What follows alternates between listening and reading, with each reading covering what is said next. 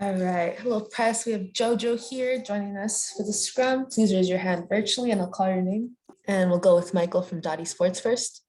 Sure. Thank you so much. Jojo, first off, welcome back to the Scrum Room. Pleasure to have you as always. Um, with such a long game like that one, with little to no action at all, what goes on in comms when there's almost nothing happening for 30, 40 minutes at a time? What do you guys talk about in terms of like strategy to kind of fill the void when there's such a slow paced game unfolding before you?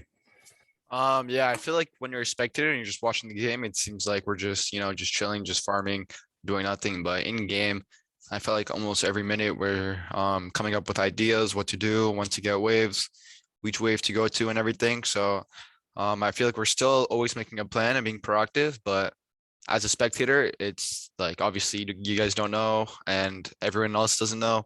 So we are making plans and it's just hard to see as a spectator. So yeah. Thank you. We'll go with Kenneth from Upcomer next.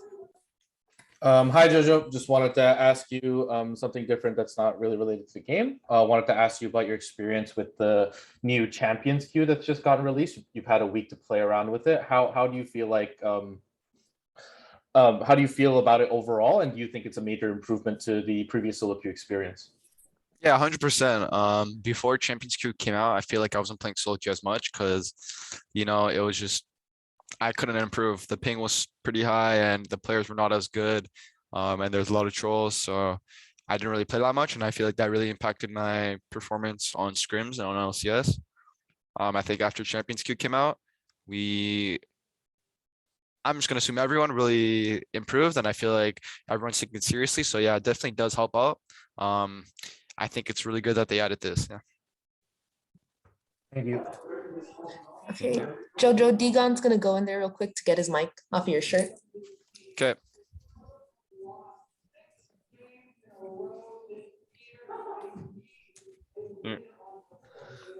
And then now we have Faisal from The Click. Hey Jojo. Today there was an unconventional air quotes top lane with the Karma Smite. How does that change does it change how you play the game, or do you play it like normal way? Yeah, 100%. I can play more greedy early game because my top is just roaming, so I get to kind of just do whatever I want. I don't have to be scared. I feel like I've had a normal top and I'm playing Corky. I need to be way more scared, but I was able to walk up a lot, make him scared, make him miss CS and stuff. So yeah. Also, you just have to play the whole game differently. You just always got to play. I mean, I don't really want to say how you play it because, but you just have to play a lot more differently. And it definitely helps mid and bot early game. So yeah.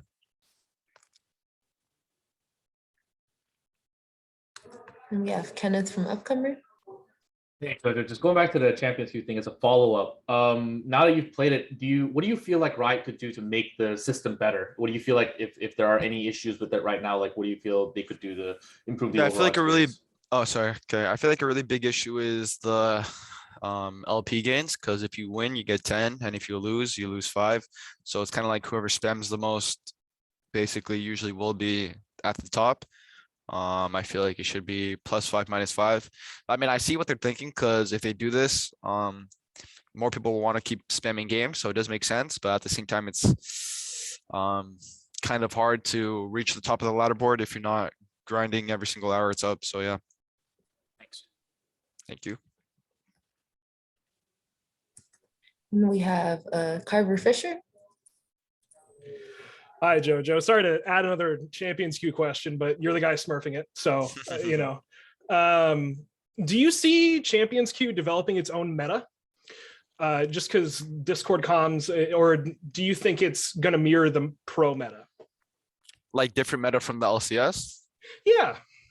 I think it's the same, to be honest, as LCS. I think what people are picking and wanting to play in Champions Queue is the same as LCS. So I don't think there's really a big difference in drafts or anything or metas.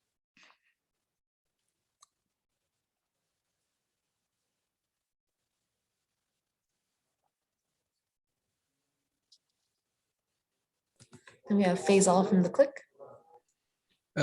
Now that you've played against out of locking. You're out of locking. You're in the regular season. You played against a lot more mid laners that are starting the LCS and they're starting rosters. How do you feel like you compare to them being such a new rookie start in the starting position? I think I don't really feel much. I mean, I feel like landing phase wise, I don't see much of a difference from academy. So I don't really feel much pressure or anything. I just do my own thing.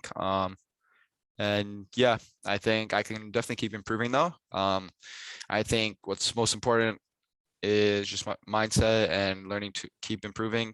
And then I think if not already, I'll definitely be one of the best by the end of spring.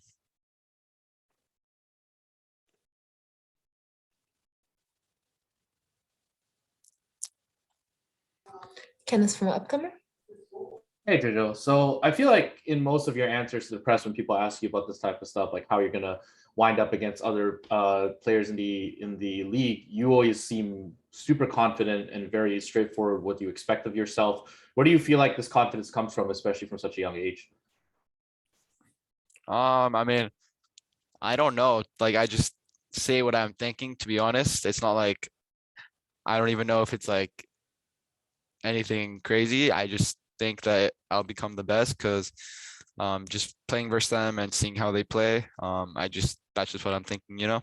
So I'm not sure where it comes from. It's just like what I think, and I just say. Cool.